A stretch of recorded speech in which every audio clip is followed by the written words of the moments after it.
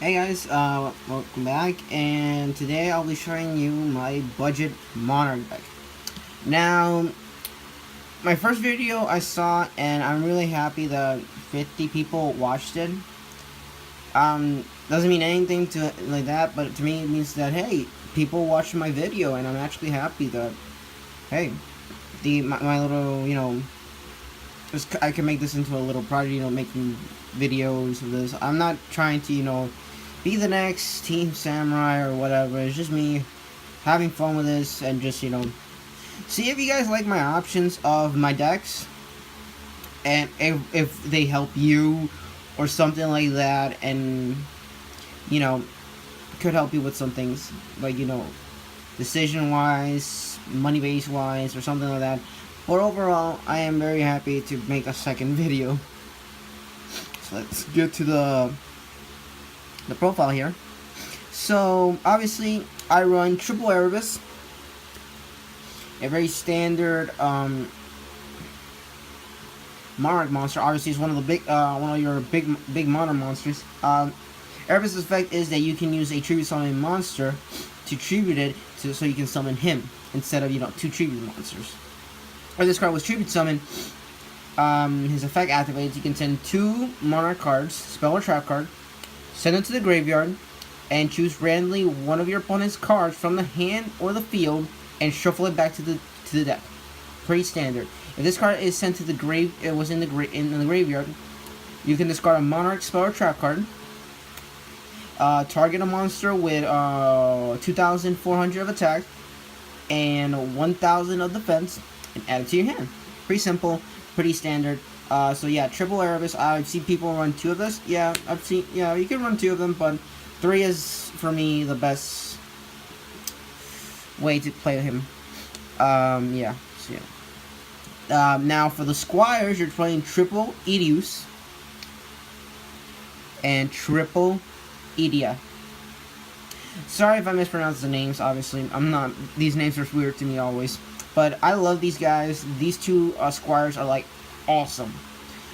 Use the fact when this card is normal or special summon, you can do an additional. You can tribute summon 1 more monster in your addition of your normal summon. So effect, you can use him as your tribute for Erebus, your normal tribute summon monster, or Kudas, or any of your 1 tribute monsters. Obviously, you need domain so you can lower down his level, obviously. But overall, you can use him for almost a lot of the tribute summon monsters that you're using. Pretty standard. If this card's in the graveyard, you can banish it, special summon a monster with 800 of attack and 1,000 in defense. And yeah, pretty simple. Edius is one of my favorites. And Edia as well. Okay, so now Edia is if this card was normal or special summon, you can special summon a monster from your deck with 800 of attack and 1,000 of defense. Obviously, Edius. So you can do special or normal, special summon him. His effect activates. You can do a tribute summon from that normal summon that you got from Edia. And you can put Erebus, you can put Ether, you can put Kudas, you can put Vanities. All of your main tribute summon monsters. Like that. And if this card's sent to the graveyard, you can target one of your banished Monarch cards, spell or trap card, and add it to your hand. Pretty standard, pretty amazing effect. I love this. I know that I'm like baffling a lot how amazing these cards are. It's because these are really good, amazing cards, and this is from just the structure, just like the Dino Smashers, like the Machine Reactor decks. That their like structures are just amazing, and I'm glad that we're having great structure decks. Before there was like shitty structure decks, now there's amazing structure decks, which I love. Now for your double monsters, you're running 2 Kudas of the Light Monarch. This is another one of your most key monarchs in the deck. Kudas' effect is when it's normal, special summon, target up to 2 cards in the field, destroy them, and you draw the amount of them. So if you target 2 of your opponent's monsters or cards, he draws 2. If you destroy 2 of your cards, you draw 2. And if you did 1 for him and 1 for me, for you, for your opponent and yourself, he draws 1, and you draw 1. Pretty simple. And obviously, when Kudas is normal or special summon, he cannot attack the turn he was normal or special summon. It's the cause for what you're doing.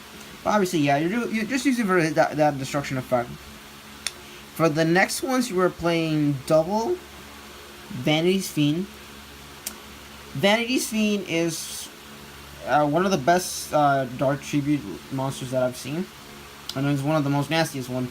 Neither player can special summon, which has a lot of can give a lot of problems to a lot of people who special summons, like Blue Eyes White Dragon, Pendulum Magicians, Trick Stars, anything like that, that special summons like that. And overall, nuts cards. It's a very nutty, it's really nuts to use, and it's just insane how it is. And your next one, you're playing one Majesty Fiend. Just like Vanity's Fiend, this one makes you neither player can special summon. Majesty Fiend makes us neither player can activate effect. Caution that I've had the same problem, that I put Vanity's Fiend and I put the other Monarchs and I don't activate the effects. So what did I do? Obviously you can do this, which again, put Erebus. When you have Erebus, then if you have the Tribute Summon, do Majesty, so your opponent can activate effects of his monsters or whatever it is. But either way, one Majesty Fiend, great card, man. Great card. And for the last one, you're running one Ether of the Heavenly Monarch. Obviously, Ether's at 1 in the T sheet right now. Ether's effect is exactly like Erebus, but when you set obviously tribute one tribute summon monster to for her, when this card it was tribute summon, her effect activates that you can send 2 Monarch spell or trap cards. Special summon one monster with 2,400 of attack and 1,000 of defense. Obviously Kudas or Majesty, but you're doing this more for Kudas. Obviously, because Kudas, because he's like your go-to Monarch for this effect. Majesty, remember when he can't be special summoned, obviously. Ether's effect is a quick effect, meaning that you can activate this anytime you want. But there is a cost when you use this quick effect on your opponent's turn or in the battle phase or something that happens. You must banish one Monarch spell tracker from your graveyard. Remember that.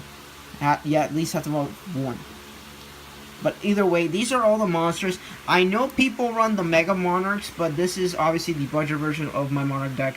If you have the money for the Mega Monarch, you know, the dark one, and the fire one, which are the most used of all the Mega Monarchs. If you have the money, go get it. Do what you want. It's your deck. This is my own opinion. Everybody has their own opinion. But yeah, those are all the monsters. You're running very less monsters, because obviously this is the other card that you will ruin your opponent's turns, plays, and everything. So triple Domain.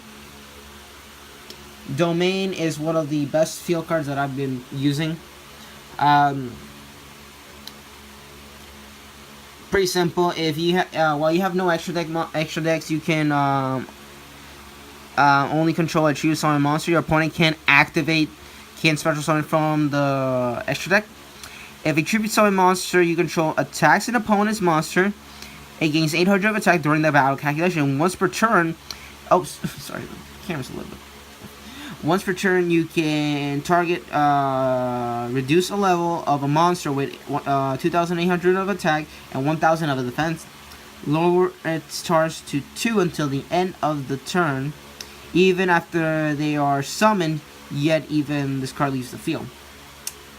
What that means is that you can lower Erebus, Ether's levels down to 2, so they can become a 1 tribute summon monster. Like that. When this card is in the field and you have a tribute summon monster, your opponent cannot special summon from the extra deck. And you cannot have also cards from the extra deck to use this.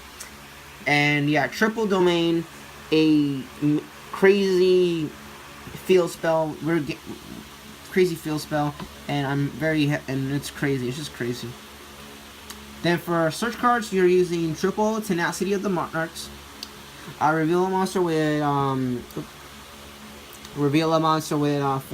2,400 of attack and 1,000 of defense, or 2,800 of attack and 1,000 of defense. Add a Monarch spell or trap card from the hand to the from the deck to the hand.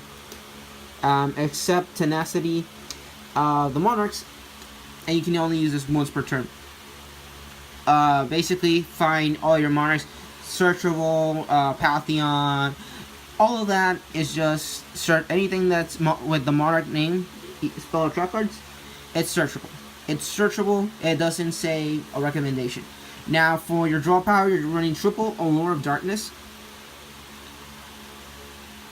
You're running only 2 light monsters. All your other you're running. My mistake. You're running 4 light monsters, and the other ones are darks. Did correct me. Sorry. For your draw power, obviously, draw 2, vanish 1 dark monster, and I'm very sorry. Getting tense here.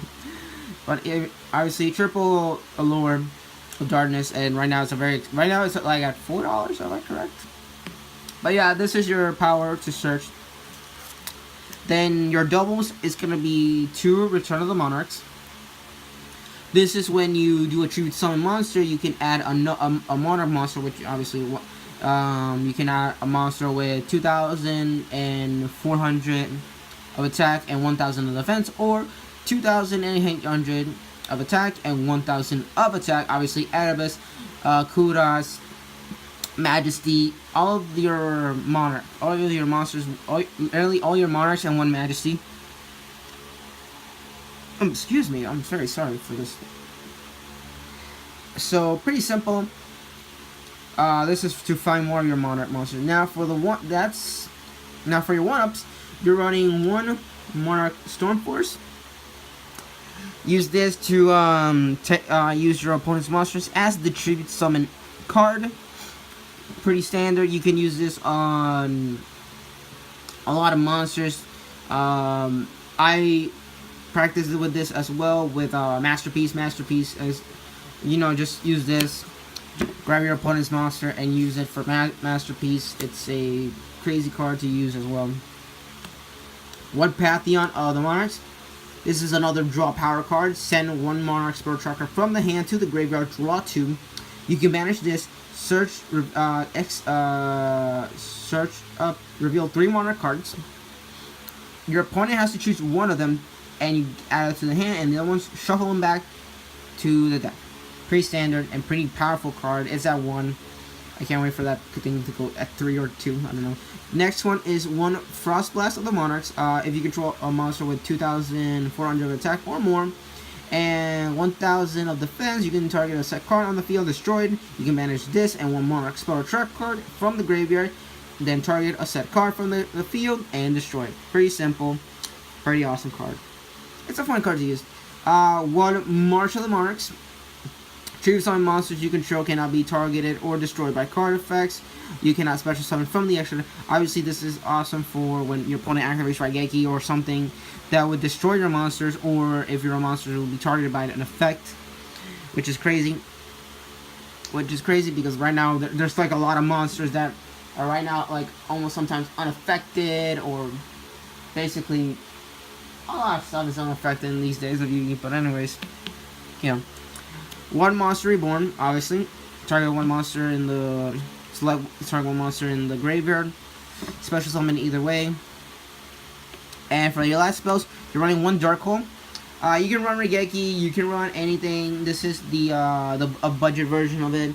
So Dark Hole is the best option for this build. And yeah, it's the only destruction. It's the only like board wiper for the deck. So yeah, if you have Raigeki, if you have the money, I said as well, do whatever you want. You can change this thing. I'm just helping you if you want to follow in some kind of base of it or not, depending on how you make your own decks and see what you do. But yeah, that's all the spells that you're using for the Monarchs.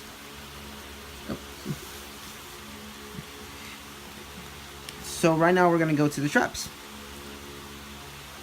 For the traps, you're running double prime of the Monarchs. This is for if you want that additional monster for the tree to summon.